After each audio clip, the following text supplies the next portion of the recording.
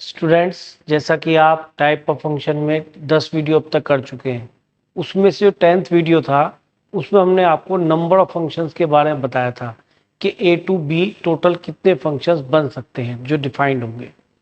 अब इस वीडियो में हम आपको ए टू बी कितने फंक्शंस बन सकते हैं जो कि वन वन होंगे।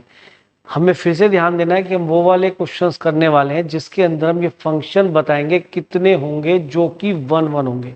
तो देखिए वीडियो स्टार्ट करते हैं। देखो, सबसे पहले बेटा इसमें समझना जरूरी है कि अगर आप फंक्शन कोई एफ ए टू बी या लेफ्ट टू राइट डिफाइन करते हैं, देखिए इसको समझने के लिए आपको पहला वीडियो जो 10th वीडियो वो देखना जरूरी है, उसको जोड़ देखें तब इसको समझेंगे तो ज़्यादा अच्छा रहेगा। तो अगर मैं यहाँ पे कहता हूँ लेफ्ट में 1 और 2 दो बोले जिनके नाम ए और 2 है, और राइट में आपके दो बैग हैं जिनके नाम ए और बी है। जैसा कि पहले 10th वीडियो मैंने आपको बताया था कि लेफ्ट में मैं नंबर ऑफ बॉल्स लूंगा और राइट में नंबर ऑफ बैग्स लूंगा या बॉक्स लूंगा, और हमारा काम होगा बॉल्स को बैग में डालना। लेकिन यहाँ पे कंडीशन डाल दी हमने कि हमको वो वाले केसेस फाइंड करने इन विच वन वन मैपिंग। तो वन वन का मीनिंग है कि एक बॉल एक ही बैग में जाए, ठीक है। तो इससे फंक्शन की सारी डेफिनेशन फॉलो भी होंगी और वन वन का भी रखना जरूरी है। तो सारी बॉल्स को बैग में डालना है लेकिन हर बैग में एक बॉल जानी चाहिए। तो अगर ऐसा केस हो सकता है जब लेफ्ट इक्वल टू राइट, यानी कि number of balls number of bags के इक्वल है या बॉक्सेस के इक्वल है। केस ऐसा भी हो सकता है कि लेफ्ट टू राइट, अब की बार हमने क्या करा, यहाँ पे बॉल्स को बढ़ा दिया और बैग रखे कम, ए और बी। कम से मतलब कम कुछ भी हो। क्या आपकी तीसरी बॉल डली? नहीं डली, क्योंकि एक बैग में एक ही बॉल जानी थी। तो इस केस में तो फंक्शन नहीं बना, क्योंकि और अगर ये बात करें कि हमें नंबर ऑफ बॉल्स को बैग में डालना ही है तो फिर तो मैनी वन बन जाएगा, तो जो कि हम चाहते नहीं। तो इसका मीनिंग ये हमारा केस कंसीडर नहीं होगा, तो मैं इसको हटा देता हूं। यहाँ पे आपका जो वन वन मैपिंग होंगी वो जीरो बनेगी। क्यों? क्योंकि मैनी वन ही बनेगा, क्योंकि बॉल्स तो बैग में डालनी है, अदरवाइज फंक्शन नहीं होने वाला। अच्छा, तीसरा केस आपके दिमाग में साफ साफ आ रहा होगा, लेफ्ट टू राइट अगर हम यहाँ सोचें, देखो हमने बराबर ले लिया बॉल और बैग्स को या बॉल और बॉक्सेस को। यहाँ पे बॉल्स और बैग्स क्या है, बैग्स को कम कर दिया। अब दिमाग में आ रहा हो क्या, बैग्स बढ़ाते हैं। अगर आप यहाँ पे बैग्स को ए बी सी कर लेते हैं और यहाँ पे बॉल्स को कम रखते हैं 1 और 2, तो यस पॉसिबल है। देखो, दो बॉल ऐसे भी आ सकती हैं और बहुत सारे वेज होंगे जाने के, जबकि एक बॉल एक ही बैग में गई है। तो यानी कि हमें एक ही केस ऐसा मिला जब फंक्शन वन वन नहीं बनेगा, मैनी वन बनेगा। वो केस क्या हुआ, या फिर ये कहो मैथमेटिकली कि मैनी वन ही बनेगा, इसका मतलब वन वन मैपिंग जीरो है। बस देखो, कोई भी मैपिंग हो या तो वन वन होगी या मैनी वन होगी। तो कंफर्म है ये मैनी वन है, तो इसका मतलब इसमें वन वन मैपिंग जीरो है या वन वन बनने वाले फंक्शन जीरो है। तो यानी हमने ये सीख लिया कि अगर number of one one mapping की बात करें, number of one one mapping या यू कैन से फंक्शंस की बात करें, तो हमने ये पाया कि अगर लेफ्ट में एलिमेंट्स ज्यादा होते हैं राइट से, तो number of one one mapping बेटा जीरो हो जाएंगी, यानी कि सारी मैपिंग कैसी होंगी, मैनी वन होंगी। अब दूसरा केस, जब लेफ्ट में बॉल्स कम हो जाए या उसके बराबर हो जाए नंबर ऑफ बैग्स के, यानी कि ये दो केसेस ऐसे होंगे जब यहाँ पे आपकी मैपिंग डिफाइन होने वाली है, एक इस केस में और इस केस में। तो अब हम यहाँ पे वो निकालने वाले हैं जब number of one one mapping कितनी बनेगी या नंबर ऑफ फंक्शन कितने बनेंगे जो कि वन वन होंगे। तो देखिए हम नेक्स्ट पेज ले लेते हैं। तो यहाँ पे समझने की कोशिश करना, मैं आपको कुछ केसेस बना के दिखा रहा हूँ। 1 2 3, यहाँ पे 3 बॉल नहीं बेटा मैंने, और 1 2, ये एक काम करते हैं इसको 3 नहीं, यहाँ पे आपने 2 बॉल लिए बेटा और 3 बैग लिए, तो केसेस कितने बनेंगे वन वन। तो इसके लिए समझना क्या जरूरी है, 2-3 बातें समझना पहले तरीके से। अगर मैं यहाँ पे आपसे कहता हूं कि आपके पास बैग ए है, एक बैग बी है और एक बैग सी है, ठीक, और आपको इसमें 2 बॉल डालनी है, तो सबसे पहले दिमाग में क्या आएगा कि सर कौन से 2 बैग्स में आपको बॉल डालनी है। तो उसके अंदर क्या होगा कि आप 3 में से कोई 2 बैग चूज करेंगे, तो वो ऐसा आप जानते हैं 3C2 वेज से होता है। 3 में से कोई 2 बैग चूज करना, अगर नहीं पता तो यहाँ सीख जाओगे 3C2 वेज से क्यों होता है। इस वजह से होता है, हमने बैग ए चूज करा या बी चूज करा, एक वे ये आ गया। दूसरा वे आया बेटा, हमने बैग बी चूज करा, एक सी चूज करा, दूसरा वे ये हो गया। और तीसरा वे बेटा क्या आएगा, सी चूज करा और बैग ए चूज करा। इसको ए तरीके से लिख लेते हैं। तो ये 3 वो तरीके जब हम पहले 2 बैग चूज करें, क्योंकि हमें 2 बॉल डालनी है और एक बैग में 1 बॉल जानी है, तो यानी 2 बॉलों के लिए 2 बैग ही चाहिए। तो ठीक है, हमने क्या करा, फिर बैग्स तो आ चुके 3C2 वेज से, अभी बॉल नहीं डालनी है। बॉल कैसे डालनी है कि सर 1 इसमें चली जाए, 2 इसमें चली जाए, या 2 इसमें चली जाए, 1 इसमें चली जाए। कितने तरीके हुए कि सर ये तो कुछ ऐसा हो गया जैसे 1 2 का अरेंजमेंट करना हो 2 1, कि हाँ भाई फैक्टोरियल 2 तरीके से होता है, ये सभी जानते हैं। किन्हीं भी 2 आइटम्स को अगर एक लाइन में अरेंज करना है तो फैक्टोरियल 2 वेज है, तो इसके फैक्टोरियल 2 तरीके होंगे। और इसके भी बेटा 1 2 2 1, इसके फैक्टोरियल 2 वेज होंगे। ऐसे 1 2 2 1, इसके भी फैक्टोरियल 2 वेज होंगे। तो इसका मीनिंग ये हो गया कि एक जो हमने ए बी बैग चूज किया था उसमें 2 बॉल डालने के 2 तरीके होंगे, पहले में 1 जाए या दूसरे में 2 जाए, या पहले में दूसरे नंबर की बॉल जाए फिर दूसरे वाले बैग में पहले नंबर की बॉल जाए। यानी ऐसा 2 बार पॉसिबल, यानी 3C2 तरीके तो हो गए बैग चूज करने के, और हर बैग में 2 बॉल डालने के तरीके फैक्टोरियल 2 वेज होंगे। तो आप ये देख पा रहे होंगे कि टोटल नंबर ऑफ वेज हो गए इन विच 2 balls can be put into 3 boxes.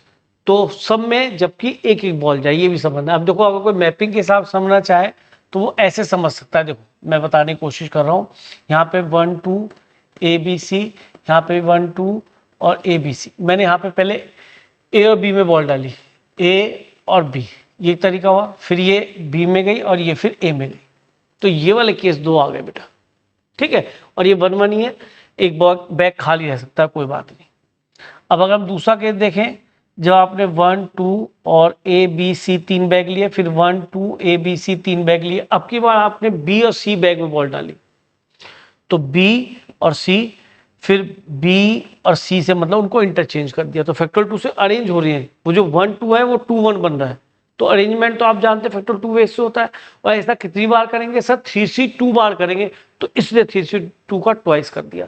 यानी कि देखा जाए तो 3 क्या था बेटा, 3 था हमारा नंबर ऑफ बैग्स, यानी कि नंबर ऑफ जितने एलिमेंट बनेंगे, ये लेफ्ट है बेटा। तो LRCL, L मतलब नंबर ऑफ जो लेफ्ट में एलिमेंट है, यानी कि नंबर ऑफ बॉल्स, ठीक है। तो RCL इंटू फैक्टोरियल 2, फैक्टोरियल 2 क्या, फैक्टोरियल L। तो ये नंबर ऑफ 1 1 मैपिंग हो गए। याद करने का तरीका, रॉयल चैलेंज लूजर है और लूजर के फैक्टोरियल, ये 1 1 मैपिंग हो गई, या 1 1 फंक्शंस हो गए। क्या याद करने का तरीका बताया, रॉयल चैलेंजर लूजर है और लूजर के फैक्टोरियल 1 1 एक एक करके मैच हार रहे हैं, यानी कि वो फाइनल तक पहुंचते ही नहीं कभी भी। क्या सिखाया, royal challenger loser into factorial loser, हमेशा याद रहेगा। बट अब वहां पे हम बाबा ये सब चीजें नहीं सोच सकते। हमने याद करने का तरीका बताया आपको, रॉयल चैलेंजर लूजर, फैक्टोरियल में लूजर, एक एक करके मैच हार रहे हैं। एक एक करने का मतलब क्या है, 1 1 मैपिंग की बात हो रही है।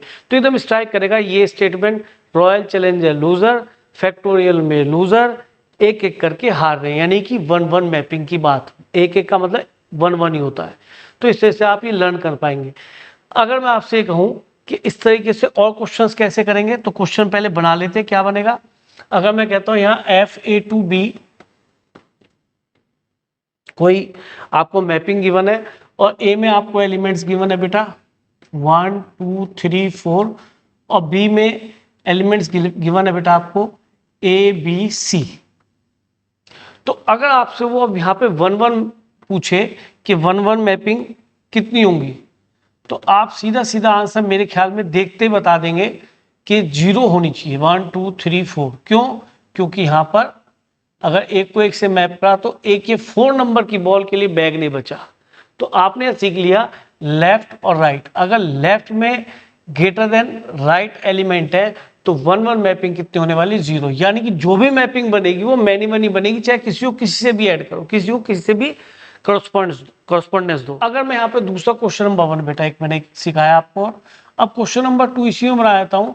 अगर सेट ए में 1 2 3 4 और सेट बी में यानी कि बैग्स आपके 1 2 ए बी सी डी लिख लेते हैं, ए बी सी डी के सर ठीक बात है, 4 बॉल है और 4 बैग में डालनी है तो सर डल जाएंगे, कोई दिक्कत नहीं। कैसे कि पहले हम क्या करेंगे कि अभी सिखाया है रॉयल चैलेंजर लूजर फैक्टोरियल में लूजर दैट इज 1 1 मैपिंग, यानी एक एक करके हार रहे, यानी कि एक एक करके।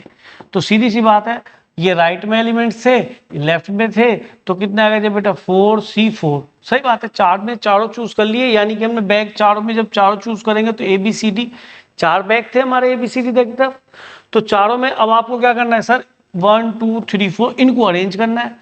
तो अरेंज करने के लिए 1 2 एक बार 4 3 होगा, एक बार 2 1 एक बार 4 3 होगा, तो इस तरह से 4 को एक क्यू में अरेंज करने के फैक्टोरियल 4 ही होते हैं ना।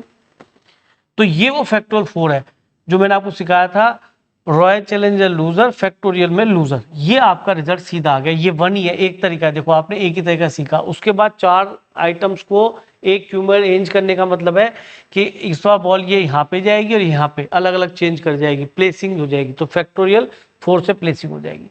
तो दूसरा केस हो गया जिसके अंदर लेफ्ट में एलिमेंट और राइट में एलिमेंट बराबर होते हैं।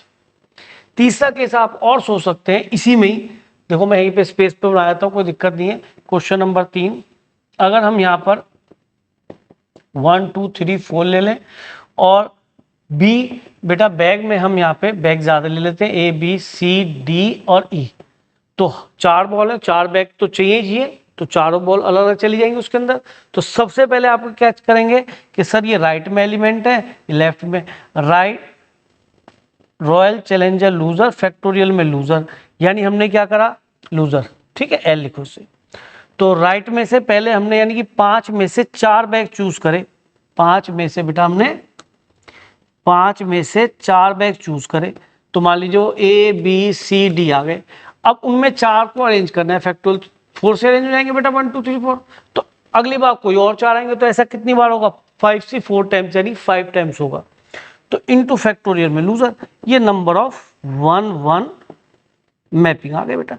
तो याद करने का तरीका इसके अंदर बड़ा इजी है, जो मैंने आपको सिखाया, सीधा सीधा एक फॉर्मूला लर्न करना है कि सर हमेशा फॉर्मूला वैलिड होगा नंबर ऑफ 1 1 मैपिंग के लिए, क्या रॉयल चैलेंजर लूजर फैक्टोरियल में लूजर, खत्म, ये नंबर ऑफ 1 1 मैपिंग होंगे।